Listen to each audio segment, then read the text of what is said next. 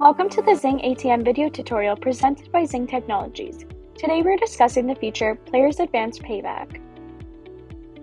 To begin, select one of the 5 options displayed on the screen. To use the Player's Advance Payback feature, click the Player's Advance option. If you are pre-approved on the mobile app, ACM Player's Advance, select Mobile App Pre-Approved. If not, select the Touch Here to Begin button in order to proceed.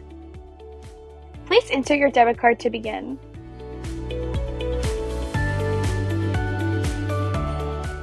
Your loan balance will be displayed on the screen. Press Continue.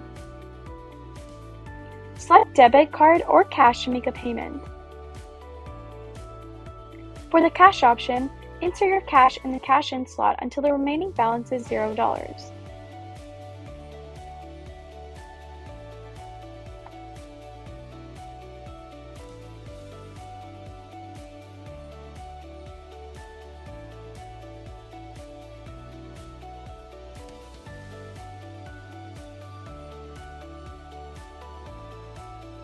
You will then be notified on the screen that your payment has been made. Remove your debit card and press the I received my receipt button if a receipt has been printed.